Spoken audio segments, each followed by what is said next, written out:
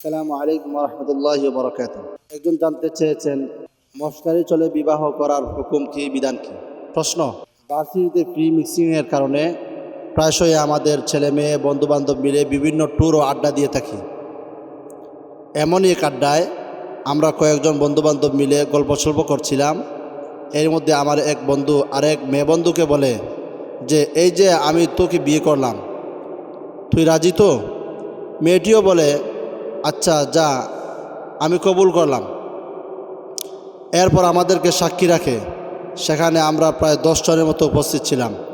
এখন আমার জানার বিষয়, আমার বন্ধুদের এই বিবাহ কি বাস্তবে হয়ে গেছে? বাস্তবে তারা মশকারির চলে বলেছিল।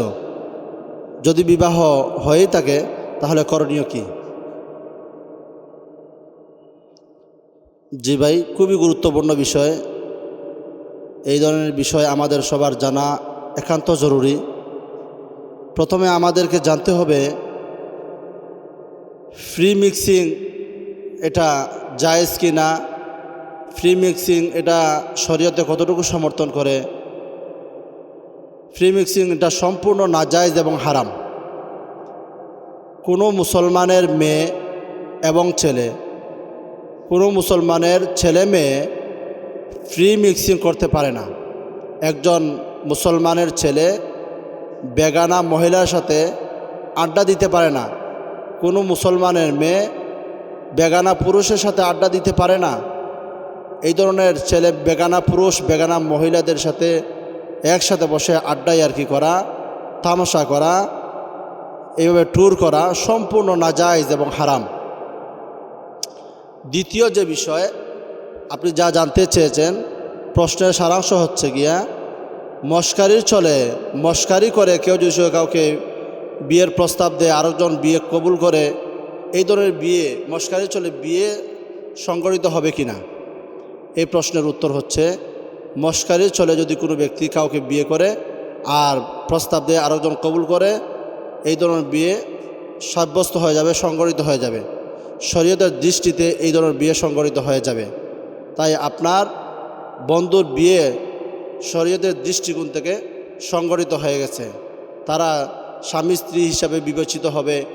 আপনার বান্ধবী তাই স্বামীর কাছ থেকে চাইলেও ছুটে যেতে পারবে না, চাইলেও সে অন্যত্র বিবাহ বসতে পারবে না।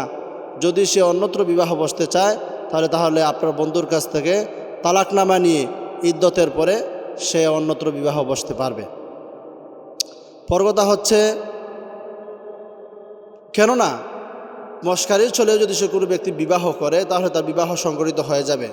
কারণ হাদিসে পাকের মধ্যে আসছে, আন আবি হুরায়রা রাদিয়াল্লাহু আনহু আন্না রাসূলুল্লাহ সাল্লাল্লাহু আলাইহি ওয়াসাল্লাম قال সালাসাতুন জিদ্দুহুন্না জিদ্দুন ওয়া হাজলুহুন্না জিদ্দুন আত-তালাক ওয়ান নিকাহ ওয়ার রাজআতু।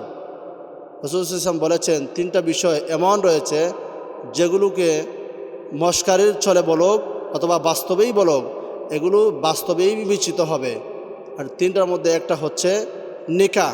কোনো ব্যক্তি যদি মশকারি চলে একজনকে প্রস্তাব দেয়, আমি তোকে বিয়ে করলাম, আরেকজনের মশকারি চলে বলে দেয়, ঠিক আছে আমি তোকে বিয়ে করলাম, আমি গ্রহণ করলাম।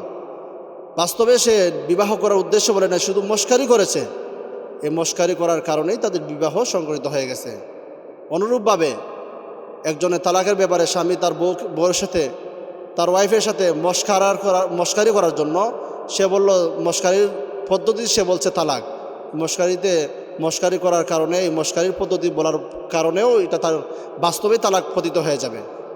অনুরূপভাবে রাজাত বা অন্য হাদিসের মধ্যে আসছে এই আতাক, আজাদ করার ক্ষেত্রে। আরও সংক্ষেপে যদি সে বলা যায়, এই 3টা বিষয় এমন রয়েছে, রং করলেও রং হয়। যদি সে আরও সহজে বলা যায়, রং করলেও রং হয়, ডং করলেও রং হয়ে যায়। কোনো ব্যক্তি সে ডঙ্গে ডঙ্গে বলে, ডঙ্গে ডঙ্গে বলে বিবাহ করলাম, এটাও বাস্তবিক বিবাহ বলে বিবেচিত হয়ে যাবে। অনুরূপভাবে যদি সে ডং কইরা মশকারি কইরা যদি তার বউকে বলে তালাক দিয়ে দিলাম, বাস্তবে এটা তালাক হয়ে যাবে। অনুরূপভাবে আজাদ করার ক্ষেত্রে বাস্তবে যদি সে তার বান্দি গুলাম দাসীর ক্ষেত্রে সে এই মশকারা করে বলে তোকে আজাদ করলাম, বাস্তবে সেটা আজাদে পরিণত হয়ে যাবে। সুতরাং আমাদের মুসলিম নরনারীর ক্ষেত্রের জন্য অত্যন্ত আবশ্যক হচ্ছে আমরা এই 3 বিষয়ে খুবই সতর্কতা অবলম্বন করব। আমরা কেননা এই 3টা বিষয় মশকারি করলেও বাস্তবেই বিবেচিত হয়ে যাবে। এজন্য আমাদেরকে সতর্কতার সাথে কথা বলতে হবে, সতর্কতার সাথে মানুষের সাথে কথা বলতে হবে। আল্লাহ তাআলা যেন আমাদেরকে বোঝার তৌফিক দান করেন।